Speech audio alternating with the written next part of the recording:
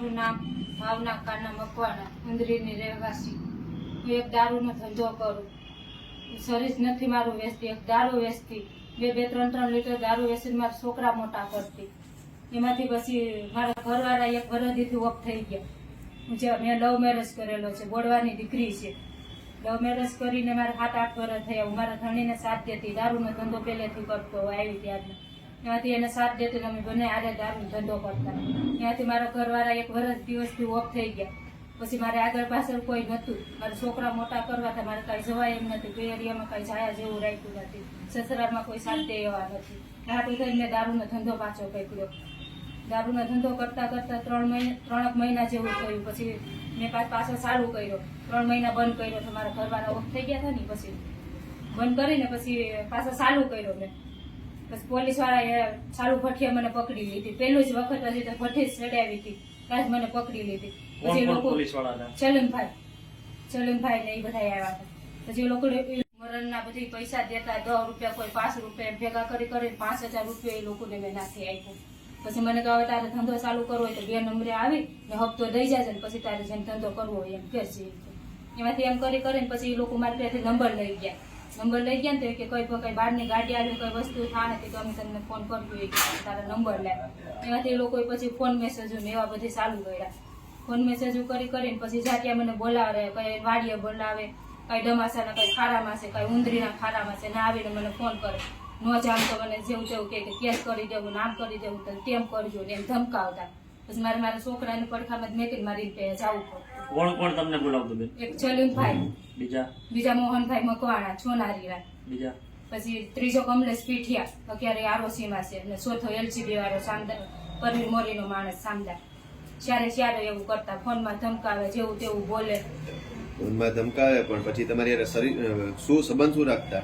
સંબંધ એટલે જેમ જયારે કે ત્યારે મારે જવું પડે. કેવું ખરાબ બોલે, તારે આમ કરું, નો જામ તો મને મેસેજો કરે. મેસેજ કરે, ગાળું દે? હા, ગાળું દે. શરીર સંબંધ રાખે તમારી સંબંધ મને કે ખાલી એટલું જ કેતા, અમે કમ થાય તારે આવવું પડે, હું કમ એમ તારે કરવા દેવું પડે, કે શરીર સંબંધ બાંધવાનો તારે. એ પછી ને તું કોણ ને હું કોણ, તારે બળજબરી? હા, બળજબરીથી. કોઈને કે ખબર ન પડી જોઈએ કે આપણે વિશે આવો સંબંધ છે. કે મારા ગામમાં આવ્યા હોય તો માણસો મોઢે તો મને બોલાવે નહીં. કોકને એમ થાય કે આ બાઈ નું બધું બોલું કરે, કે આ બાઈ ને લીધે થઈને ચાલ. ક્યાં તમને લઈ ગયા? એક વખત તો પહેલી વખતે તો એની વાડીએ જ લઈ ગયા હતા. બીજી વખતે પાસે મને ખારામાં બોલાવી હતી. ત્રીજી વખત વાડીએ આવે તો લોઠાઈને મને મોઢું પકડીને મોઢામાં નાખી દે. હું એમ કહી દઉં કે નહીં મને મજા નથી, મને મજા આવતી નથી. તો એવું આમ કઈક તો હું ટાઈમમાં હોય તોય મને ત્યાં બોલાવે ને પછી આમ મોઢું પકડીને અંદર નાખી દે મને એમ કે ખાલી તું સેગડી કે તને આફોડું મન થાય એવું તો મારે બોલે. તમારા ઘરે કે તમારી વાડી? એની વાડી? મારી વાડીએ, મારી પોતાની વાડીએ પૂગી જાવ તો મારા ફરતી ઉપર માણા હોય, ફરતી ઉપર દાડિયા હોય, છતાં સલીમભાઈ ને કઈ આમ બોલવું નતું. સલીમભાઈ નું કહું કે મારા ઘરના છે.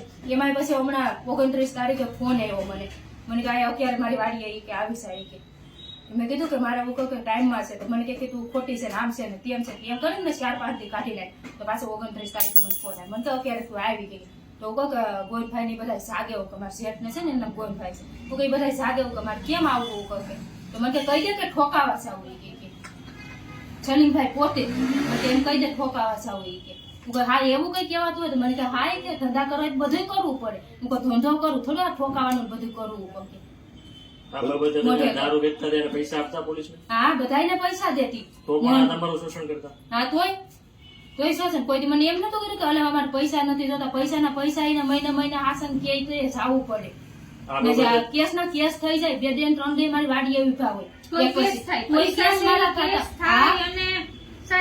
શોષણ કરે. હા, બધું કરે મારી ઉપર. એટલી તો ધમકાય કારણ કે એને ખબર હતી કે આગળ પાછળ કોઈ નથી. મારો ધણી હતો ને બેન, તો એને કોઈ પોલીસ વાળાને મેં કોઈ મોઢાઈ નતા જોયા, કોઈથી મારા ડેલામાં પડાતું નહીં. ખાલી આમ કાના એમ કે કાના ભાઈ અહીંયા આવી જાય કે કાનો ઓફ થઈ જાય ને પછી આ લોકો અહીંયા ડેલા સુધી પૂગી જતા. મારા કેમેરામાં નીકળી ગયો ને, એ લોકો મારા ઘરના બહાર સુધી.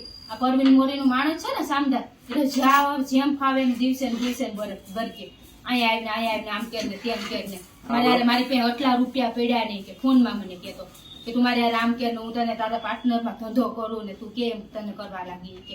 મારી કે આગળ પાસે બાય કોઈ નથી. સહન કર્યું કોને કેવું? એકલી બાય હવે જો બધાય કુટુંબ ભાડું બધાય દારૂનો ધંધો કરે. મને કોને કેવા જાવ? કોણ આમાં કોઈ પોલીસ વાળા? એ તો પોલીસ વાળા છે, એ તો ગમે એ આટીમાંથી બારી નીકળી જાય. મને કોણ? મને તો એક વેશ્યા જ ગણવાના છે. કેમ કે મારી તો આગળ પાછળ કોઈ નતું, લવ મેરેજ કર્યો હતો. મને કોણ કોઈ કહ્યું? સાથ દે એમ હતા. આ બાબતે તમારી માં માંગવું છે? હે તમારી માંગ શું છે આ બાબતને લઈ? મારે બસ કાંઈ નથી કરવાનું. આ લોકોને એકદમ ભીડ સટવાની છે. આ બીજી વખત બીજું કોઈ બાઈ ઉપર આવું કરે ને હું તો જો સહન કરી નાખા ને છેલ્લે છેલ્લે આમાં નાઈ નહીં મળે ને તો દવાની બાટલ લીધો ત્યારે મારું સ્વરૂપ પી જાવ. આમાં અમારી વાહેના બીજું બાયું થાય ને એટલે અમને ન થતી બાયુમાં આવો જરૂરી થાય. એ બાયુને કાંક બેસાડીને આવું કાકામાં હિંમત આવે બાયુને. કાની વાહેને આમ કરીએ તો આ કાકા બધા કાંક સુધરે. નકર પૈસાના પૈસા ને એટલું શરીરનું ઓલું કરવાનું. આ એમ તો દારૂનો ધંધો કરું, મારે દારૂનો ધંધો કરવો હોય ને તો આમ હવામાં 10-15 રૂપિયા સામે બેઠી કામ ન માણસોથી કરાવું. કોણ મને કહેવા વાળું હતું? કોઈની મારે ડેલામાં બધી દારૂનો ધંધો કરું. હું તો જેમ કરું એમ કરવા બેઠી હતી. મને ખાલી લોકો કહેવાના જ હતા કે અડધી કલાક તો અહીંયા આવી જાય. આવીને મારે શું ઓછું થઈ જાય? કોઈ બાઈને ઓછું થાય. લગન બગન શું લેવાનું? એ હાટું થઈને જ કરે ને. પણ નહીં, મારે એ રૂપિયો નથી જોતો. મારે આમ ખાલી નીતિસર મારા છોકરાને મારા હરામના નથી ખવડાવવા. ખાલી મારા છોકરાને અડધો બટકો જડીએ ને ગમે નથી હું માગીને ખવડાવી દે. પણ મારે આવું નથી મારે દેખાડું મારા છોકરા. કાલે સવારે મારા છોકરાને કોઈ પૂછીએ કે તારી માએ આમ કરીને આમ કર્યું. મારે એ બેન મારા છોકરા પે મારે એ નથી સાંભળવું.